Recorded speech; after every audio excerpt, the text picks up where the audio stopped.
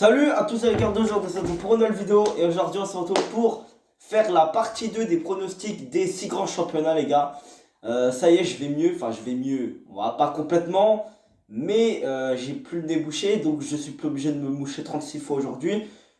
Je me suis mouché qu'une fois aujourd'hui, hein. Ou deux. Je me suis mouché ce matin, j'avais encore le nez bouché. Là les gars, je vais mieux, ça y est, officiel. Bon après on va pas dire que hier j'étais complètement mal. Hier, bon, voilà, j'avais pas de fièvre, j'avais rien de toute façon, j'avais juste le rhume, voilà. Bon, au moins, c'est mieux, ça passe, c'est passé pratiquement. Bon, on sait jamais, ça peut peut-être revenir, mais bon, écoutez, pour l'instant, ça va bien. Alors, on va faire la partie 2, donc on avait pronostiqué la Ligue 1, la Première Ligue et la Liga. Là, on va faire la Serie A, la Bundesliga et la Liga NOS. Là, on va commencer par la Serie A, je pense. Je commence comme je veux de toute façon. Voilà. Alors, la Serie A, on a en dernier, moi, alors on va prendre bien évidemment les trois derniers, les trois premiers. Voilà, on a fait ça pour la partie 1, on va faire ça pour la partie 2. Bah, de toute façon, c'est logique. La 20e place, les gars, la 20e place en Serie A, bah, les gars, je vois bien Crotone. Crotone, l'équipe qui a fait match nul contre la Juventus. Bah, ils ont fait match nul contre la Juventus ce week-end, notamment. Je crois qu'ils ont qu'un point, la Crotone ou deux, je sais plus. Ils sont avant-dernier, il me semble, du championnat. Non, ils sont pas avant-dernier, c'est ce que je raconte. Non, ils sont pas avant-dernier, Crotone, si. Je sais pas, j'ai vu le classement de la Serie A hier. Il me semble qu'ils sont avant-dernier, Crotone. Donc, voilà, ils sont 19e, je crois, actuellement, Crotone, devant le Torino, qui est dernier. Donc, voilà. En 19e, les gars, en 19e, bah, je vois bien le club du Genoa. Parce que déjà, on a vu que leur saison a assez mal débuté.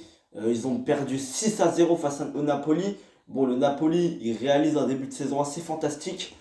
Voilà, ils viennent de terrasser l'Atalanta. Donc on voit, bon, le Napoli, je reparlerai peut-être plus tard dans le top 3. J'ai dit peut-être hein, dans le top 3. Peut-être. Donc, les gars, pour moi, je vois le Genoa 19e et en 18e place. C'est un peu compliqué, je l'avouerai. Mais les gars, non, c'est pas Benevento. Je pense que pour moi, Benevento va se maintenir assez facilement. Je pense quand même, on a vu que c'est plutôt intéressant, Benevento. Ils ont réussi à tenir tête à l'Inter. Non, pas l'Inter, c'est ce que je raconte. Ouais, ils ont tenu tête à des grosses équipes quand même. Non, hier, ils ont tenu tête à qui, Benevento, je sais plus. Il me semble que c'était. Il me semble que c'était. Ouais, non, ils ont pas. Ouais, ils ont tenu tête. Ils ont tenu tête à la Roma pendant presque tout le long du match, sauf à la fin où ils ont pris 5-2 au final. C'est un peu. Voilà, c'est la Roma. Voilà, hein. Voilà, j'ai envie de te dire. Bon, on revient à nos moutons. La 18e place, les gars. La 18e place, je la, je la décernerai à l'Udinese. Car déjà, la saison dernière, il s'était maintenu sur le fil. Cette année, je la vois descendre. Après, je suis pas trop les petites équipes, tu vois. Je fais ça comme ça, tu vois. Mais bon, voilà, on va faire ça comme ça. À part Crotone, où j'ai un petit avis quand même. Voilà. La troisième place, bah, je vois bien l'AC Milan. L'AC Milan parce qu'ils font un début de saison incroyable. Ils sont leaders de Serie A avec 12 points. Ils ont gagné leurs 4 premiers matchs, notamment le derby de la Madonnina. Ça s'appelle comme ça, il me semble. Le derby de Milan, 2-1 avec un doublé de Zlatan Ibrahimovic, qui est l'homme fort pour l'instant hein, de ce renouveau du club. Pour l'instant, voilà, on se souvient avant la reprise de la Serie A, après le confinement, l'entraîneur devait partir, Pioli, il devait partir à la fin de la saison. Ça devait être Rangnick qui aurait dû venir, il me semble que c'était Rangnick qui devait venir, mais il n'est jamais venu parce que depuis la reprise d'après confinement la saison dernière, l'AC Milan a perdu aucun match. Jusqu'à le dernier match que Milan a perdu, c'était avant le confinement. Faut que j'aille voir c'est laquelle la dernière défaite, effectivement. Ouais, donc voilà, effectivement, le dernier match qu'ils ont perdu, c'était le 8 mars 2020. C'était le dernier match avant le confinement. Contre le Genoa, ils avaient perdu 2-1. Donc c'était même le dernier match avant le confinement. Donc on voit bien qu'ils étaient catastrophiques avant le confinement. Voilà. Et là, bah, c'est un renouveau. Donc je les vois bien finir troisième parce que je pense que devant, c'est quand même deux monstres du football italien. Je pense qu'ils vont pas tenir le coup face à ces deux équipes qui sont, bah, je vous le dis dès à présent, c'est la Juventus et l'Inter. Mais quel ordre! Bah, moi, je vois bien la Juventus finir deuxième. Pour changer un petit peu, le champion, ça va être l'Inter, mais on va venir. La Juventus, la nouvelle Juventus de Andrea Pirlo, la Juventus de Ronaldo aussi, on peut dire, qui est dépendance, bien évidemment. On l'a vu ce week-end, ils ont fait match nul contre Crotone. Les gars, c'est Ronaldo dépendance, hein. C'est incroyable. Déjà, c'est Ronaldo qui te sauve la baraque contre la Roma. Mais alors là, les résultats de la Juventus sont pas fameuses. Moi, je vois bien la Juventus finir deuxième, parce que la Juventus est quand même habituée à être champion. Mais je pense que l'Inter va être champion. Je pense que c'est l'année ou jamais où l'Inter doit être champion, vraiment, parce qu'ils ont un effectif de malade. Ils ont Lukaku, ils ont Lautaro, ils ont gardé Lautaro, ils ont Achraf Hakimi, ils ont Andanovic, ils ont Eriksen, ils ont Alex Sanchez qui revient bien. Ils ont quand même pas mal de gros joueurs. Et je pense que cette équipe-là va être championne pour moi. L'année dernière, ils ont déjà failli être champions. Ils ont fini à un point derrière la Juventus. Bon, ils avaient fini à un point parce que la Juventus a été catastrophique dans ces deux ou trois derniers matchs. Après avoir officialisé leur titre de champion. Donc voilà. Mais l'Inter n'a pas été champion à faute de ne pas avoir suivi les résultats de la Juventus. Voilà, c'est aussi ça la chance du champion. Le champion est habitué à gagner, n'est pas stressé dans les grands matchs. L'Inter, peut-être qu'ils avaient un petit peu trop de pression, comme l'Atalanta, comme la Lazio. Ouais, non, l'Atalanta était un petit peu hors jeu pour le titre. La Lazio et l'Inter bataillaient pour le titre avant le confinement. Je pense qu'ils ont eu un peu trop de stress, ils ont eu un peu de pression. La Juventus, vu que la Juventus est habituée à être champion tous les ans, je pense qu'ils ont eu un peu moins de pression quand même. Ça s'est ressenti. Donc voilà, la Bundesliga, les gars, je ne vais pas faire dans la dentelle, clairement. Les gars, en 20e, vous allez peut-être pas être d'accord avec moi, mais en 20e, là, je vais mettre l'Arminia Bielefeld. Parce que c'est pas incroyable. Après, je suis pas trop cette équipe, c'est un promu. Un promu de la Bundesliga 2. Je vais essayer de regarder quelques matchs contre des grosses équipes, du coup, parce que moi, je regarde les grosses équipes. Voilà. En 19e, les gars, je suis désolé, hein, mais ils font 20e. Pourquoi je dis merde, ils sont 18 en Bundesliga. Non, 18e, Arminia. Wow. Ils sont 18 en Bundesliga, je suis complètement con, moi. D'ailleurs, pardon de mon erreur, vraiment. Ils sont 18.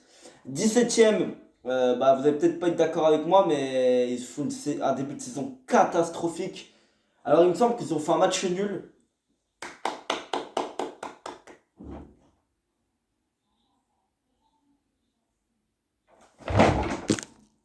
Excusez-moi. C'était ma mère. Voilà, désolé, voilà. T'as vu, c'est ça la vie. Bon, j'étais où? Voilà, je vois Schalke 04 finir 17e, je les vois bien être relégués en Bundesliga 2. S'ils continuent à faire des résultats comme ça va pas le faire. Et moi, je les vois bien être relégués. Je pense que le mal est profond, il faut tout changer, il faut tout brûler à mon avis. Il faut faire dégager tout le monde. Je pense que c'est plus possible. En 16e place, il y a qui d'autre? Franchement, en 16e place, alors le Werder Bremen a l'air de bien revenir en ce début de saison. Franchement, le Werder Bremen, c'est pas mal.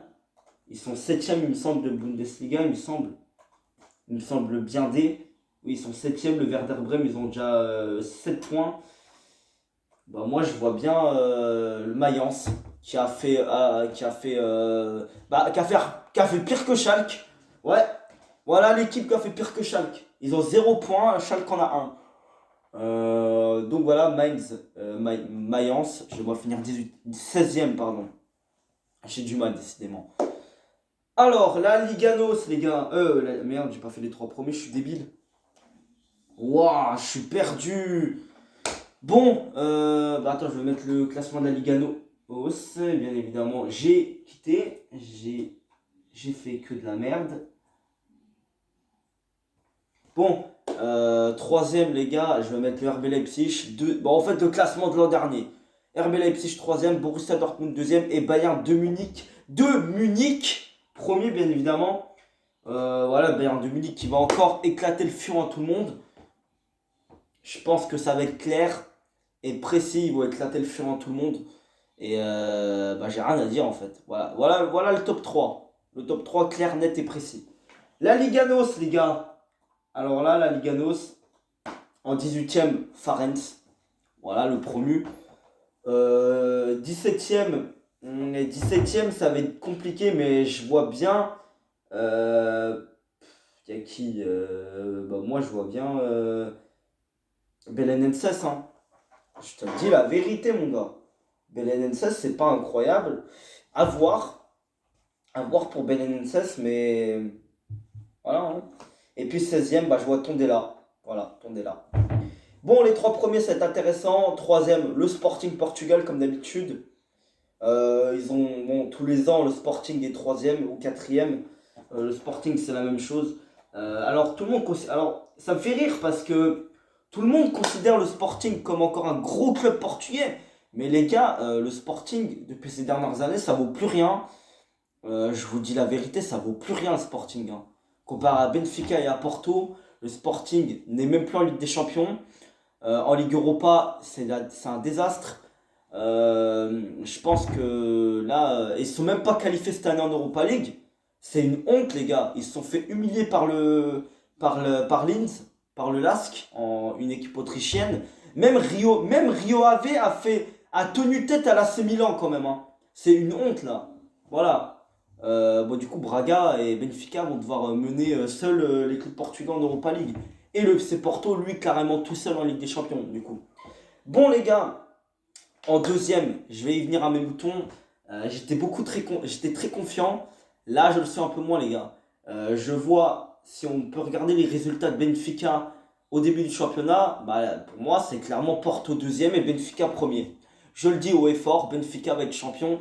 Si les résultats continuent comme ça, si nous, on se bouge pas les fesses pour faire des meilleurs résultats, les gars, on va pas être champion. Et là, on peut dire adieu au titre tout de suite. Alors, la saison dernière, c'était fantastique. Avant le Classico, en février, on avait 7 points de retard sur Benfica. On les a remontada. Mais Benfica a été catastrophique après le confinement. Même un petit peu avant, ils commençaient déjà à perdre des points et à faire des mauvais résultats. Voilà, si je peux vous montrer les résultats avant le confinement de Benfica, après le Classico contre nous, c'est pas fameux. Hein. Ils perdent contre Braga, ils font match nul contre une petite équipe.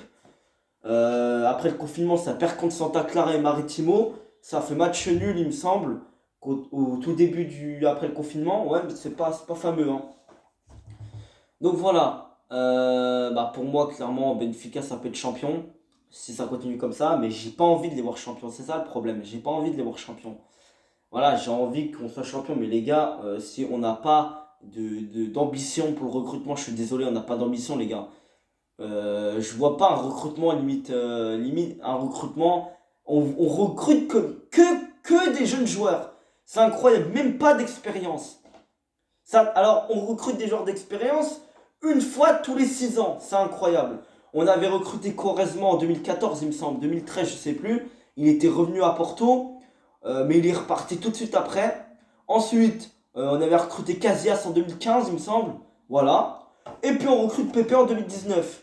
Voilà les genres d'expérience ces dernières années. Mais sinon, les gars, là, cet été, je crois qu'on a recruté que des joueurs lambda du championnat portugais et des jeunes joueurs. On peut pas recruter des genres d'expérience, c'est pas possible. Je te parle pas non plus des Sergio Ramos, faut pas abuser. Mais je te parle des joueurs d'expérience qui valent pas trop cher. Voilà. Les gars, on se bouge même pas le cul, les gars. Quand je vois qu'on est capable de perdre Alex Telles et Danilo aux dernières heures, les gars, Danilo et Alex Telles, à la limite, tu les fais partir au début du mercato, comme ça, tu bosses pour recruter des nouveaux milieux. Là, non, ils partent dans les dernières heures, du coup, nous, on n'a rien fait. On n'a rien fait, du coup. Voilà, et le pire, c'est que Danilo, on le donne, Danilo. On les a donnés, Telles et Danilo. On les a donnés. Voilà, allez, donne, tiens, c'est un cadeau. Voilà, je suis assez vénère sur ça. Bon, les gars, je vais vous laisser. Salut.